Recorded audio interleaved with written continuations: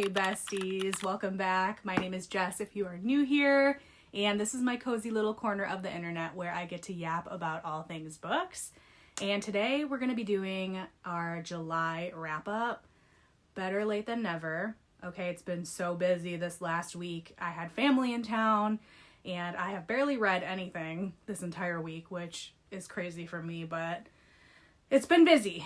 Good busy. It's definitely been a little bit chaotic over here, so we're a week late with the wrap-up, but I think you guys don't mind. So we're going to chat about the things I read in July. But before we do any of that, we need to make some coffee, so let's go do that first.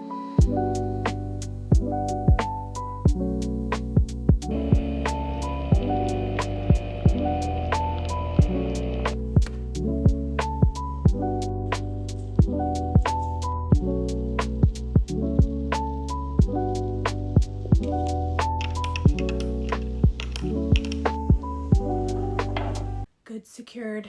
Okay, taste test time. 10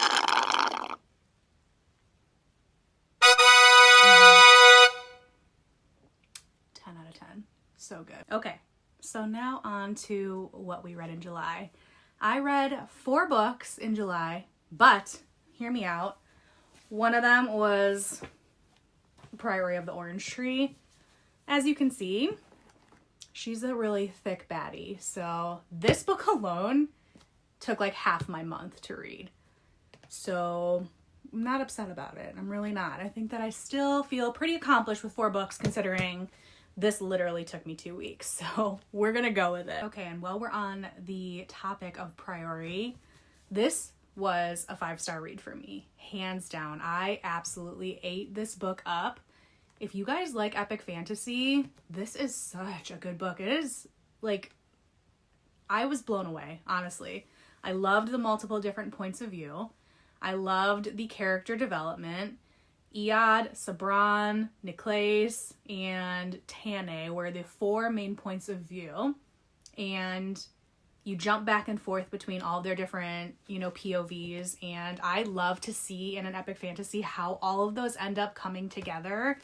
In the end, it's like one of my favorite things about epic fantasy because all these people are in different areas of this world, and then to see how their stories eventually intertwine and connect is just the best part of epic fantasy. Samantha Shannon's world building is amazing, bar none. I actually cannot wait to read more from her.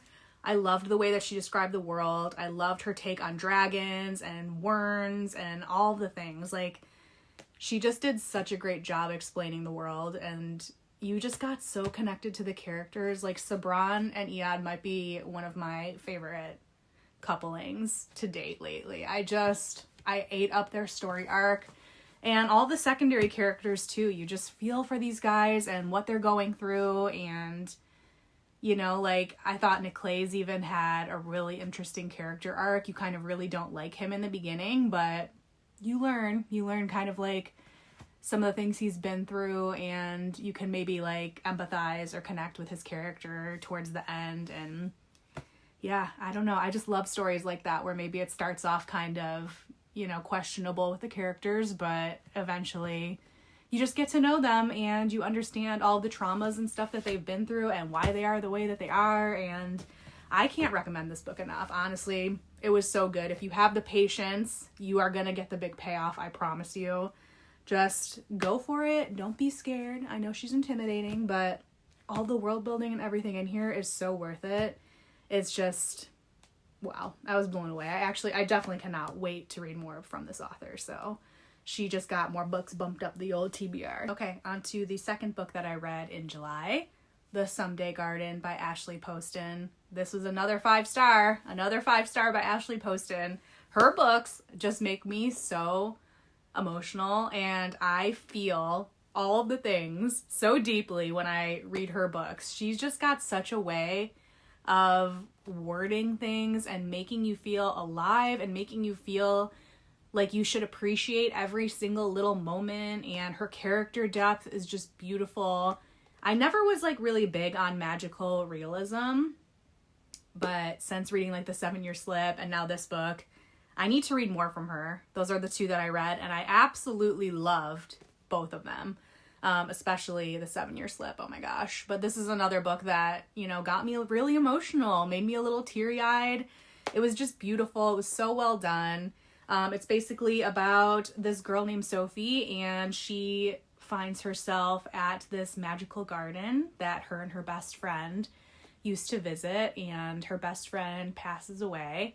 So when she goes back, she just feels this connection to her, and she's, you know, working on the gardens there and realizes that there's this magical door that appears in the garden and keeps coming and going and disappearing, and there is a mysterious man who is trapped in this garden. And it's just the story of her figuring out the secrets behind, you know, this mystical place, and, you know, just the characters and everything in this book are just beautiful. I absolutely loved this one. So if you like magical realism and something that's going to make you emotional, The Someday Garden, definitely 5 stars. Loved it.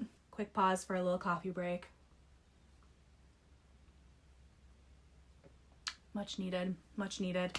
Like I said, I had family in town this week and they literally just went home. So your girl is exhausted. I love having family here, don't get me wrong, but I definitely like my routine and I'm a creature of habit. So to have my routine disrupted for so long doesn't do good for me. So we're going to be heavily caffeinated today, and we're gonna definitely be having a cozy, relaxing, do nothing kind of day. So, okay, and book 3 of the month was Dolly All the Time. This was a 4.5 star. So, hey, it was a great month. I'm not complaining. I think the only reason it wasn't a 5 star for me is because I didn't love the third act conflict. Oh, I'm sorry. That really pissed me off, actually. I'm surprised that I didn't actually bump it down to a 4 because of that. But I still loved the story, so it was a 4.5. I ate this one up. It's very cute. It was a very adorable little small town vibe, basically about this girl named Dolly. She goes back to her hometown in a small town, and she goes back to help her father out with, you know, his house that's kind of crumbling and his seafood shop. She has an older son, and she ends up running into this very well-known wealthy man and helps him change his tire because he had a flat tire and he does not know how to change a tire, and she does. So I kind of loved that part. That was a great little meet cute. But anyways, they meet and it's kind of just their story about how they connect and fall for each other. And I definitely loved it. Like I said, the third act conflict wasn't great, but the story arc, the brother that she has, the son, her dad, all of that. And then I actually really fell in love with his family also. So it was really cute. The secondary characters were great.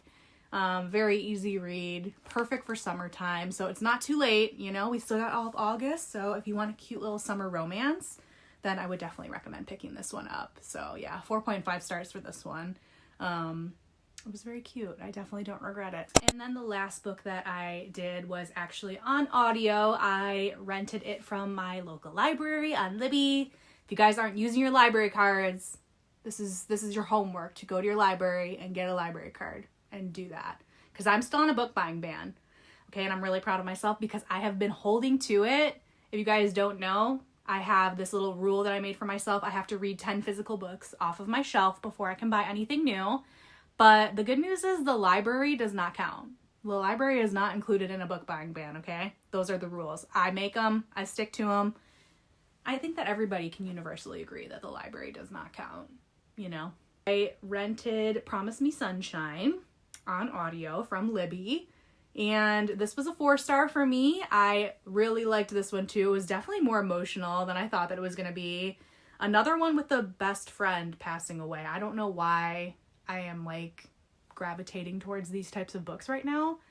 I'm not wishing that this happens in any capacity. I don't know what's going on with that. But anyways, another one where, you know, the FMC's best friend passes away and she's going through grief, and she ends up taking this nannying, babysitting job for this family and starts watching this little girl. But the catch is the grumpy uncle is always around for some reason, and she can't really figure out why, but he's got his own journey with grief, and they basically end up helping each other out and helping each other through that grief. And it was a very emotional, very cute story. I think it was maybe just a little bit too long for my taste for what it was, but that, you know, hey, it was still beautiful. And that was a 4-star for me. So yeah, what a good month. I had no crappy reads. I guess that's what happens when you only pick up 4 books and you know your own tastes. So I'm getting better about picking books for myself and knowing my own tastes and what I like, what I don't like. So I definitely had a good month, and I'm hoping that August is going to be even better. Cheers to that. And while we're on the topic of August reading, the very first book that I'm picking up this month is The Second Death of Locke. Finally getting back to this one. I started it. I think I only read like 2 chapters. So I'm just going to start it over again from the beginning because I definitely don't even remember where the heck I left off. So I started it over. We're doing good. I'm really liking it so far, and I'm excited to see where this one goes. I'm back in my fantasy mode, guys. I'm back. Okay, I took a break. I had rom-com summer. I loved it, but now I have the fantasy itch, and I am getting back to it. We started with Priority of the Orange Tree, and now we're going into The Second Death of Locke. So this is going to be my first book of August. I am hoping to finally get back to my normal routine and get some reading in and get back to normal. Hopefully, this month will be good, just like July was. I have a good feeling about it, especially with some of the things that I have lined up and some of the books that I want to read. If you don't know what my August TBR is looking like, I did make a video about it before, so if you want to check that out, I would really appreciate it. And thank you guys for hanging out with me. That's going to be it for today. I really appreciate you guys making it all this way. If you did, thank you. Subscribe, like the video. It really helps me out. My little teeny tiny channel, trying to grow in the booktube community. So yeah, I'm happy to be here, and I appreciate you guys. And tell me what some of your reads are going to be for August and what you're currently reading. I want to hear all of the things. Let's yap. Let's talk all things books. Drop me a comment below and we will chat. All right, I'll see you guys in the next one. Bye.